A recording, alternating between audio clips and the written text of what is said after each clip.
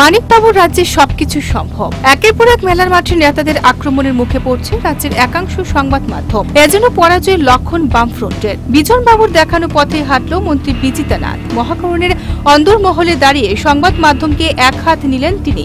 সংবাদ মাধ্যম যা কিছু লিখছে বলে অভিযোগ করেন তিনি।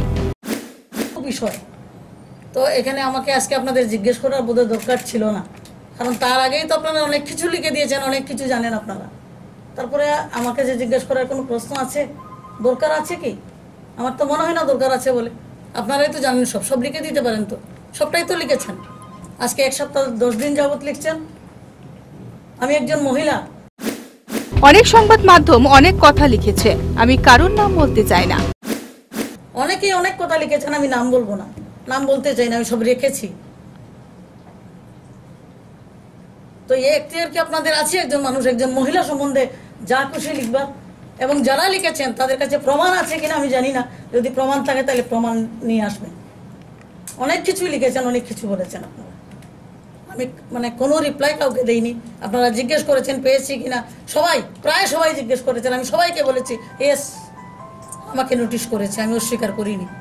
আমি সাহায্য করবো কিনা জিজ্ঞেস করেছেন, ইয়েস বলেছি করব। কিন্তু অনেক কিছু যা বেরিয়েছে, যা আপনারা বিভিন্ন জন বিভিন্ন কথা বলেছেন, সেটা আমার মনে হয় আপনাদেরও ভাবা উচিত। আপনাদের বাড়িতেও মা বোন আছে। নির্বাচিত হওয়াটা অপরাধের কিছু বলে মনে হয় কিনা আমি জানি না। এটাকে অপরাধের কিছু, যে নির্বাচিত হওয়ার কারণে তাকে যেমন তেমন যেমন খুশি যা খুশি বলা যাবে। আগরতলাতে থাকার ফলে অনেক কিছু পত্রিকা পড়তে পারি এবং তাতে যে লেখা থাকে কাজ করার মানসিকতা থাকে না। এখন অনেক কিছুই আমি দেখতে পাই, অনেক কিছু পড়তেও পারি, সুযোগ আসে। তার প্রেক্ষিতে অনেকের অনেক কিছুই দেখি, অনেক কিছু পড়তে পারি। তো এতে মুড খারাপ হয়, কাজ করার মোটিভ নষ্ট হয়। অনেক কিছু করার মতো যেটা মানসিকতা, সেটা নষ্ট হয়। যে আমরা করছি কাদের জন্য?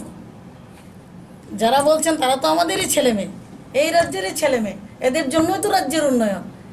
তো এরাই যদি এদের যদি আমাদের প্রতি এই ধরনের মানসিকতা থাকে, তাহলে আমরা কাদের জন্য? একটা বিষয় সামনে আসতে পারে, কিন্তু এই বিষয়টা নিয়ে যেভাবে জল খোলা হয়েছে তার প্রভাব পরিবারের উপরে পড়ছে বলে অভিযোগ তার। বাচ্চাদের উপর, সংসারের উপর, আত্মীয় স্বজনের উপর পড়ে যেমন, তেমনি সাধারণ মানুষের উপর পড়ে। এটাই দুঃখের, এটা খারাপ লাগে। যে অনেকে বলেছেন আমায় নাকি গ্রেফতার করা হবে, তাও আমি প্রতিবাদ করিনি। লেখা কেউ তো বলেছেন আজকে আমাকে অ্যারেস্ট করে নিয়ে যাচ্ছে, এমনও তো বলেছেন, এমন সব বলেছেন তুলে নিয়ে যাবে। তো প্রতিবাদ করিনি কোনোটাতেই। ঠিক আছে, লিখার আছে লিখবেন, বলার আছে বলবেন। তাদেরও তো ব্যবসা বাঁচাইতে গিয়ে একটা ইস্যু দরকার। আর এরপরে যে কথা বলেছেন সংবাদ মাধ্যমে প্রসঙ্গে, কথাটা শোনার পরই যেন মনে পড়ছে বিজন ধরে সাংবাদিক সম্মেলনের কথা। তিনি বলেছিলেন বিজেপি কিছু সংবাদ মাধ্যমকে টাকা গাড়ি দিয়েছে। এবার সেই সুর শোনা গেল তাদের মন্ত্রীর গলায়। তাদেরও তো ব্যবসা বাঁচাইতে গিয়ে একটা ইস্যু দরকার, একটা মডেল দরকার। তারা মডেল করেছেন, আপনারা তাদেরকে ধন্যবাদ।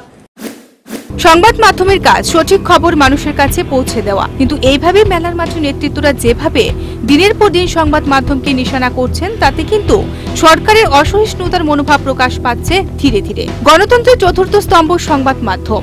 প্রমাণ ছাড়া কি তাদের নামে সরাসরি অভিযোগ করতে পারেন তিনি রাজ্যের একজন মন্ত্রী হয়ে?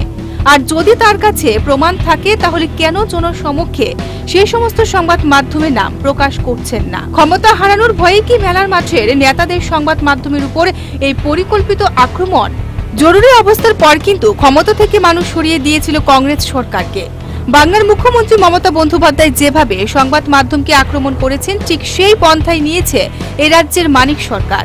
এই ইস্যুতে যেন মিলে গেল CPM Trinamool. Bureau report, news vanguard.